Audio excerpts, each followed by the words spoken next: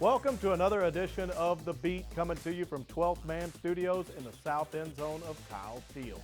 Today we begin with a look back at the weekend involving baseball and softball. Both were nationally ranked, and the Aggie baseball team was trying to remain undefeated as they headed to Hoover to take on the Alabama Crimson Tide. A&M entered the Bama Series 22-0. They played the 3 games in Hoover, Alabama, due to renovations going on at the Tide's home stadium in Tuscaloosa. On Friday, Grayson Long was terrific. He struck out a career-high 14 hitters and leading the Aggies to a 4-2 victory. A&M moves to 23-0. That's a great team, and that's a great guy that started the game for them, and it's pretty special to see us take down him, away from Olsen. It's pretty awesome. Saturday featured a doubleheader in the first game. The Aggies trailed 5-3 entering the 8th. They scored 7 runs in their final 2 at-bats. A&M in come-from-behind fashion stays unbeaten. They were 24-0 after Saturday's first game. We don't quit. It's just a matter of time of when that offense sparks. It could be in the first inning, it could be later in the innings, which like it was today. And it's a different guy each time. A different guy gets it going. It's fun to watch and fun to be a part of. The second game would bring the record-breaking streak to an end. Alabama won 6-2. The 24 consecutive victories to start the year is now the longest win streak in SEC history. 24 is the number to beat, and the bar's been set by Aggie baseball. Softball hosted South Carolina this weekend. Friday, the Aggies and Gamecocks went to the 10th inning tied. The Aggies got a rally going in the bottom of that frame and looked to tally the winner. 2 gone in the bottom of the 10th. Russell right back to first. Is it in time? It is not, and the game is over. Safe at home is Callie Lanphier. No game Saturday due to weather. A doubleheader on Sunday. In the first contest, more drama. Bottom 7 tied at 3, 2 outs. Brianna Dozier steps to the plate. You see the 4 home runs, 3 of them pinch hit style. She hit one out of the park on Friday. Hammers it to right. It is gone, and they win it. Dozier delivers her second game-winning home run in as many weekends. 4-3, the Aggies took it. They completed the sweep later in the day, beating South Carolina 5-2. It's the perfect weekend for the Ags. They run their record to 24-7 overall and to 6-3 in SEC play.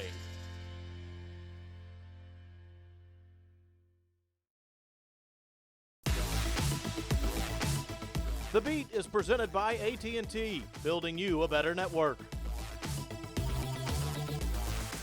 All season long at Olsen Field at Bluebell Park, 12th Man Productions is bringing you Aggie baseball on the SEC Network's digital platform. On those broadcasts, our analyst is none other than Mark Johnson, the winningest head baseball coach in A&M history. So we thought it was time to bring him in studio to discuss this team that is off to an impressive start. And Coach, thanks for the time, first of all. It's good to be here. Good to be here. It's nice to talk Aggie baseball, especially off to this kind of start. Now, what we saw Saturday was the first defeat of the year. A&M ran off 24 consecutive wins to get it going, an SEC record, but we knew the loss was coming at some point. The key is not to let it compound into more defeats. No, I think Rob is set up for that. Instead of making a big deal of it and say, man, we got another one that's 18, 19. You didn't hear that from anybody because they knew it was going to happen, and they didn't want that to be part of their season. So if you have it, you're going to have downers on losses, particularly if you give one away. But that is one of those things that it's great. It's a neat deal, but it really doesn't play into the conference championship. And that's what they're shooting for. And they're shooting for, obviously for the playoffs. So I don't think it'll have any effect at all. If we go through this team, let's start with pitching because they've been terrific for the most part. Then you go to Saturday, a little bit of a hiccup. It was a doubleheader against Alabama. Matt Kent only goes 4. Turner Larkins doesn't get out of the first inning versus the Crimson Tide. Any concern there, their most recent outings with Kent and Larkins? Well, there's always a little bit. I think Matt Kent is who he is. I mean, I think they're going to put the ball in play on him quite a bit. He is just a very, very smart and intelligent pitcher. He calls his own game, and he can throw anything behind in the count. So they're sitting there. He's hard to. I'd love to have him on my team. He's good, but he's a guy that shouldn't on the good team shouldn't get a whole lot of strikeouts on the good teams. The teams that you got to win in the conference, he's got to get him to hit it on the end of the batter, get jammed, or hit him Mattis.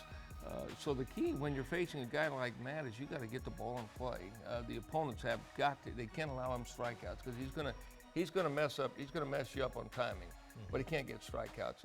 And so there's going to be games where they put the ball in play and they fall in, and that's baseball, and that'll happen to him from time to time. The beauty for him is he'll get a lot of ground ball double plays and those kind of things. So he's a proven guy. I wouldn't worry about him. When you got a freshman, then you start getting concerned on how does he bounce back mentally? Does he decide he's an average pitcher? Is that acceptable to him? And if it's not, can he do something about it without doing extra? And so it's a learning experience for him. I thought his last few outings he's thrown harder. He's gotten more velocity, and he's been pitching a little bit soft, I think, for what he's got. And that's a hard thing to do, too. Most guys will go out there and overthrow and try to beat the gun instead of the team. And he's been very, very concerned about location and stuff. But I think he's getting better. But, there's a little concern there. The batting average against him is up a little bit. But you got so many pitchers, so much depth, so many good pitchers. Exactly. You got choices. So I don't know if it's a panic time, but I think because there are options that might be a little bit of a concern. But he is an outstanding pitcher. He's going to be a big time player for the Aggies all the way through his career here, I think. Well, the next time we'll have Coach on an SEC Network broadcast with us is Friday night at Olsen Field at Bluebell Park.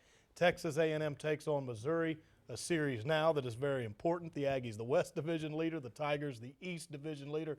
We'll see you Friday night out at Olsen Field, Coach. I look forward to it. I'm having fun. Mark Johnson right here on The Beat in 12th Man Studios. Back with more in just a bit.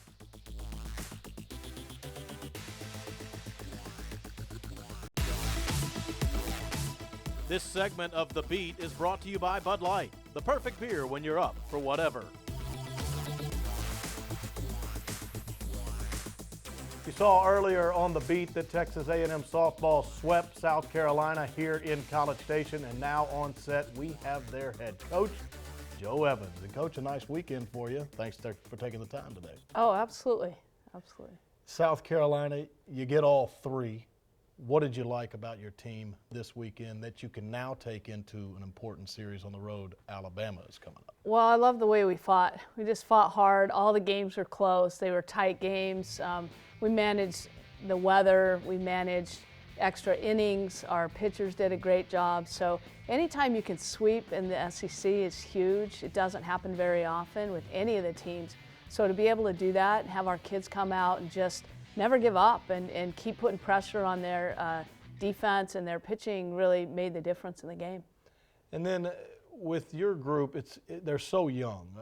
It seems like every time you have to talk about your team, you get that question. So many freshmen are involved in this thing, but you are 24-7. You're 6-3 in the Southeastern Conference.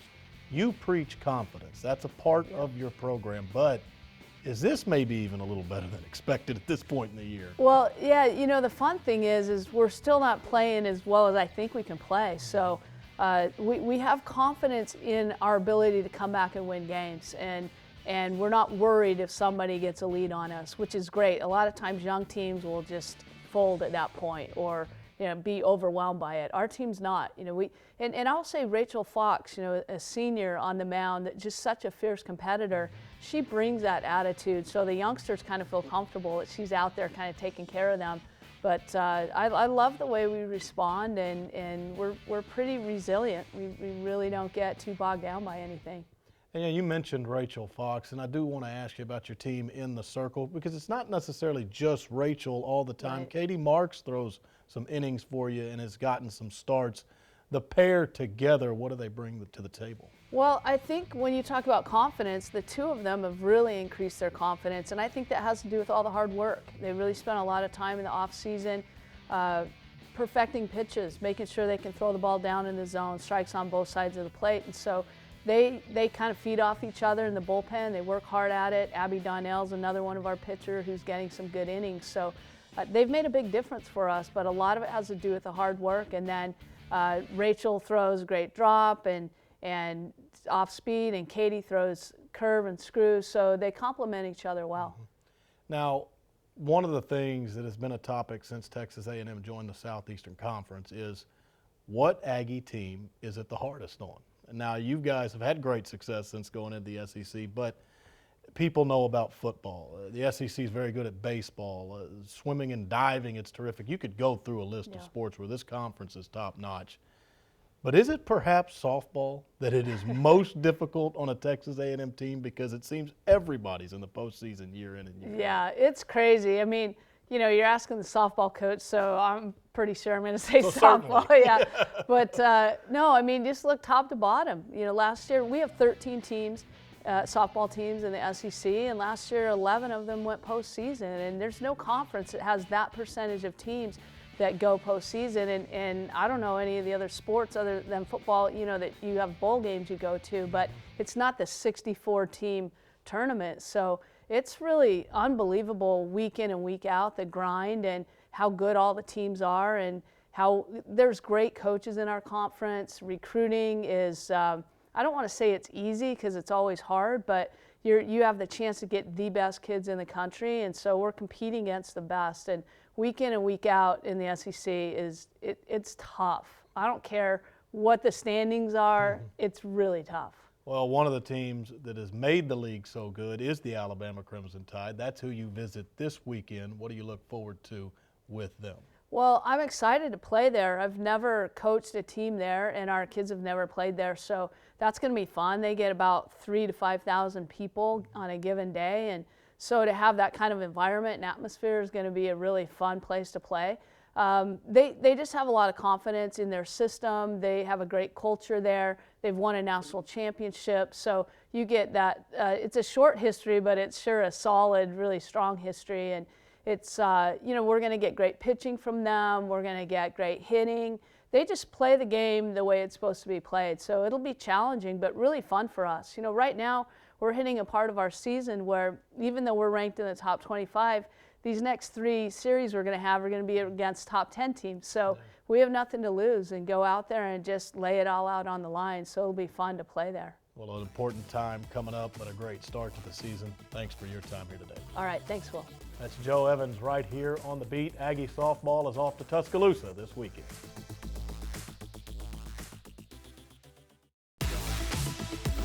This segment of The Beat is brought to you by Pepsi. Now is what we make it. Grab a Pepsi and some friends and get out there and live it. It's time to live for now. Over the weekend, Texas A&M swimming and diving were in Greensboro, North Carolina for the NCAA championships.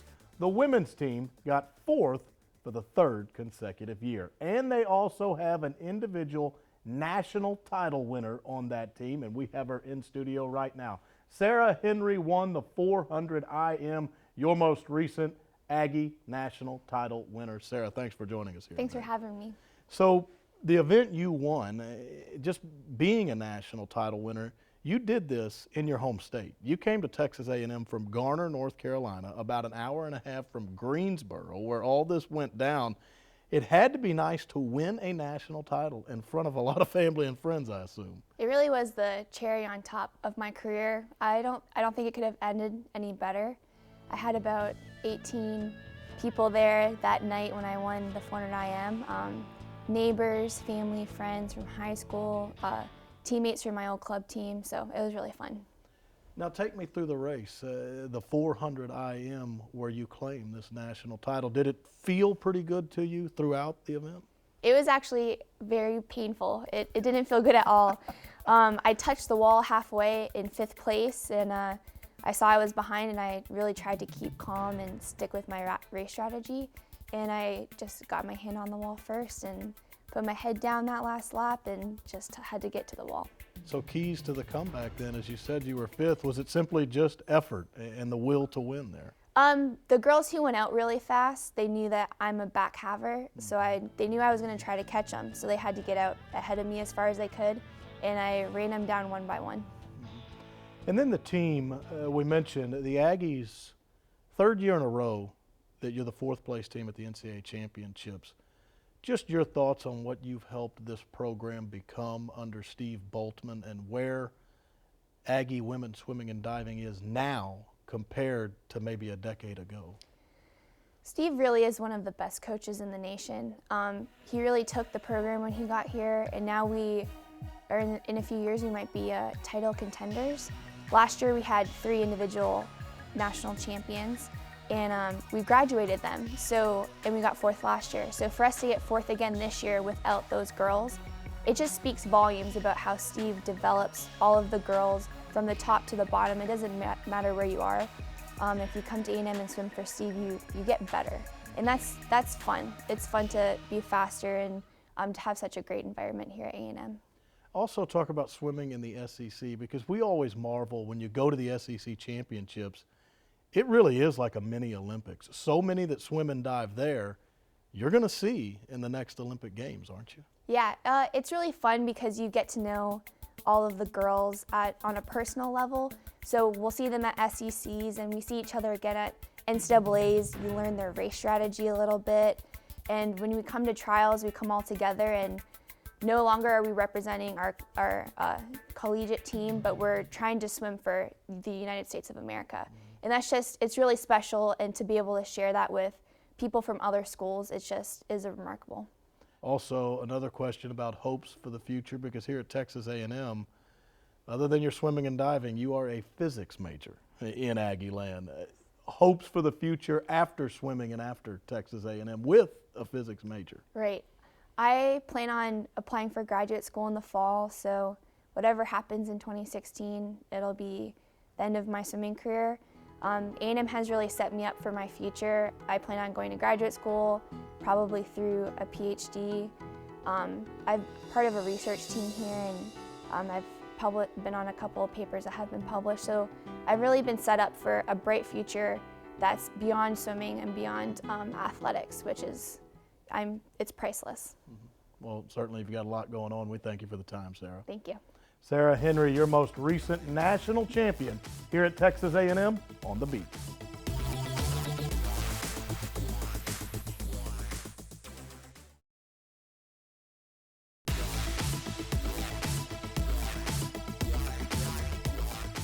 Before we go on this edition of The Beat, a reminder, Friday, Saturday, and Sunday at Bluebell Park, Texas A&M baseball against Missouri. The Aggies on top of the Western Division. Missouri leads the East, a key series this weekend in College Station. Hope to see you there and on the next edition of The Beat. So long, everybody.